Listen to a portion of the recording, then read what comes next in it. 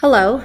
Today we are going to be learning how to find the mass of items using our scale. All of our measurements today will be in grams. I know the scale is difficult to read in the video, so make sure you listen when I tell you the mass of something once it's been placed onto the scale. You'll be entering your information into Schoology. You will need to find the lab titled the Gram Lab. Once you click on that lab, you'll be able to select the best answers for each item that is placed onto our scale today.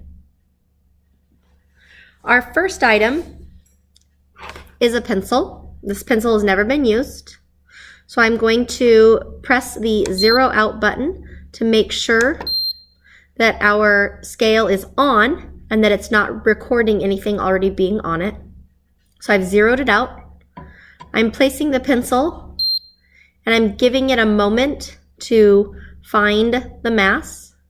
In this scenario, it's recording 6.0 grams.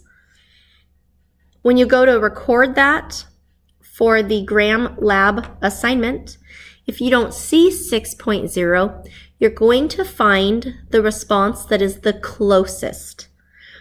The reason why people may get slightly different responses would be the possibility of finding the mass of different pencils or just the overall measurement tool. These are not expensive tools. They only cost about $15, and so one may record a slightly different mass than another.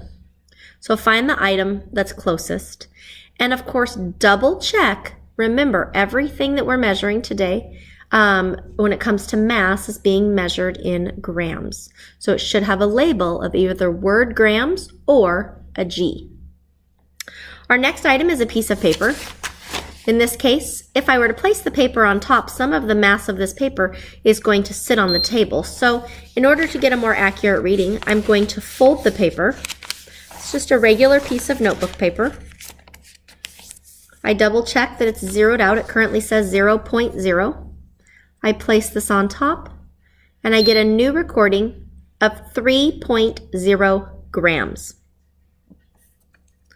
Our next item is just a general ruler. It already says 0.0, so I'm good. I can place this on it. Wait a minute. And I've got 15.4 grams. Now it just switched to 15.5. So again, when you're finding the best answer, look for the closest response. So it's wavering between 15.5 and 15.4. So it's probably somewhere in the middle. Next, we want to find 10 milliliter graduated cylinder. So that's this little tiny one. It's currently empty. If I look at the front, I can see the measurement going up the top. Empty. I'm going to put it on here. And it came out as 7.5 grams. So that's the mass of this plastic. Next, I want to find out what its mass is when it's got 10 milliliters of water. So you'll notice the amount of water is going to be measured in milliliters. So I'm going to add the water to this graduated cylinder until I get to the 10. So I can go fairly quickly until I get real close. And then I may need to just put it in drop by drop. So I'm dropping it in there. When I go to read it, I'm going to go to the edge of the table and I'm going to line my eyeball up with the water level. I'm going to look at the meniscus. You'll notice when you have a good close view that when the water level, it doesn't actually lay perfectly flat. Instead, it dips down like this a little bit. And so the meniscus line is the lowest part of that dip, and that's where I want to read my measurement from. So it looks like we're really, really close to that 10 milliliter spot. So once I've got that, that looks pretty good. I'm going to go ahead and place it on our scale. And I have 17.6 milliliters 17.6. So I can dump that out now, and I just want to double check what it was empty. 7.6. So that actually worked out perfect. That's exactly what I want, because it should, if all goes well, you should see a relationship between the mass of water and the amount of water in milliliters. You should see a relationship. So look at that relationship as we go through today. Next, we want to find out the mass of a pipette. This little device here, this is a pipette. You might think of it as a water dropper. So I'm going to place it on my scale. And I'm getting 1.7 grams. Now I'm going to add 1 milliliter of water to it. And so let me just make sure you can see this. I place the end of our dropper or pipette into the water, and I have my bulb over here already squeezed. I put it in there and I release the pressure, allowing it to suck the water up until I get to the 1 milliliter. Then I allow it to finish opening up. Then I place it onto my scale, and it reads 2.7. So again, it was 1.7 empty, 2.7 when it has 1 milliliter of water. So take a look at the relationship again between the mass of water and the amount or milliliters of water. Next, I'm going to go on to the 100 graduated cylinder. So here's a graduated cylinder that can hold 100 milliliters. So empty, let me check on my scale. It's at 0.0, so all is well. So empty, the plastic weighs 40.7 grams. 40.7 grams.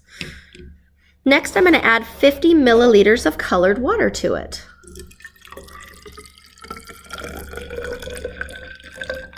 I'm going to get as close to that 50 as possible. And then I may need to, I went over. I'm going to pour a little bit out.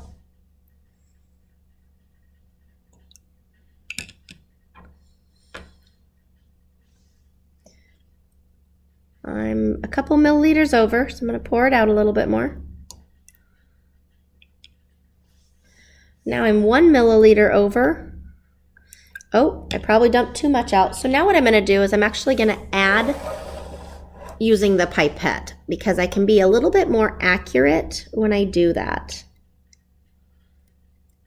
And again, when I take my actual measurement, I want to make sure that I place my eye level and that I'm looking at the meniscus line, the lowest part of that line. So I was very, very close. That looks pretty good. So now I'm going to place that on my scale. And I've got 91.0. 91.0. So again, I'm looking at it. How accurate am I? I'm thinking I'm not 100% accurate, because 91.0 and then empty, it's showing 40.8 right now, which it's got just a tiny few driplets in there.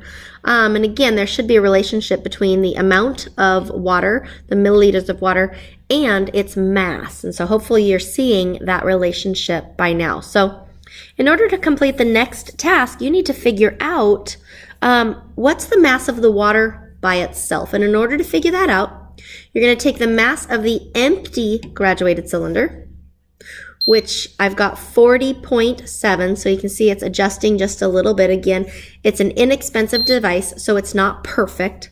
So 40.7. Now it just bumped. It's kind of bumping back and forth between 40.7 and 40.8. And if you remember, when it was full, it was 90.0. So go ahead and do the math on that. Do the math on that. If it works out perfectly, if our tool were exact. But again, these are school quality. It should be that 50 milliliters of water are equal to 50 grams. So the mass of that. So make a prediction. If I were to put 77 milliliters of water in here, what would its mass be? Again, the amount of water would go to 77. What would its mass be? And make sure that you select the right answer on the Gram Lab assignment. Now I'm going to find the mass of an empty test tube.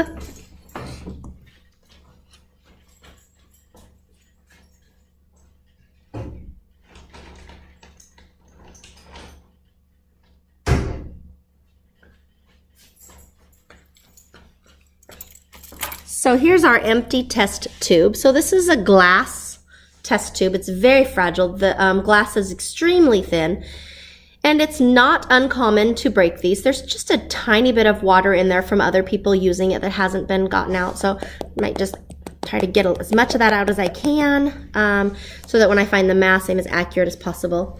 Again, I want to double check that my scale reads 0.0. It does. If for some reason it didn't, I would touch the 0 button. So I'm going to place this gently on the scale. And my mass came out at 9.6 grams. So that's what you'll need to record for your empty test tube. Now I've got to figure out what's the mass of this test tube when I have 5 milliliters of water in there. So I'm going to take and I've got to measure out my 5 milliliters, being very careful here. So, I went a little over. So my 4 is here and my 6 is here. So I need to take about 1 milliliter out. And so again, I'm looking at this as best as I can. I'm getting as accurate as I think I can, literally to the closest drop. So I think that's pretty good. There's my 5 milliliters. So now I have to put that 5 milliliters into my test tube. And then try to get it all in there best as I can. Now I've got my test tube with 5 milliliters. Here's the problem. I can't set this right here and hold on to it. It would spill. So I have to do something a little different. Now I'm going to take, this is called a test tube rack, and I'm going to place this on the scale. Here's the thing. I need to use some magical powers here, and I need this scale to read 0 so that I'm not getting any of the mass of our test tube rack. So I'm going to, with this on here, I'm going to press the 0 now. And what I've done is I've zeroed out the scale so that the tool, the scale, forgets that there is this item on top. Now, when I put my test tube in here with the 5 milliliters of water, I get a new recording, 14.5. So that's the water plus the glass of the test tube, 14.5 grams. Again, if I pull it out, my scale reads 0.0. If I take this off, it's going to give me a huge negative number. Now it says negative 151.4. Uh-oh. Now if I go to put something else on there, it's not going to read correctly. So I have to make sure, and I have to press that 0 button so that I go back to the 0.0. Because now there really isn't anything on it. I'm not trying to do any mind tricks. So again, if you need to do that mind trick, it's called tearing, T-A-R-E, and I like to think of it as Jedi mind tricks. And again, I just press the 0 button, and now it has forgotten that there's anything there. So I take it off, I reset it to the real 0, 0. The next thing I need to do is, my goal is to try and find something that will have a mass of 0.1. And so in class, I had a lot of students that started with a piece of paper. Oh my goodness, that's recording at 3.0. So I need significantly less. So I would tear a piece of paper. Now I've got 0.7. I'm certainly getting closer. Let's see what I get with half of that.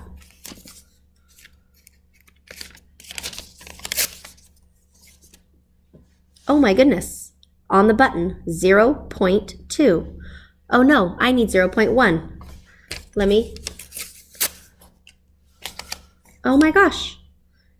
It's flickering between 0.0 and 0.2.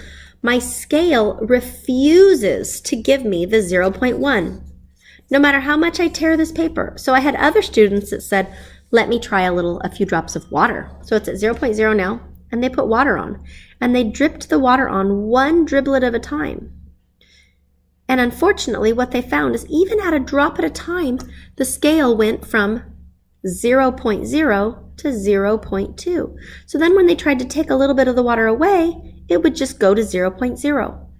So when you have to answer that one, you're going to have to respond and let me know that the scale is only going from 0.0 to 0.2. The next task that students had was they had to, let me just dry that up a little bit.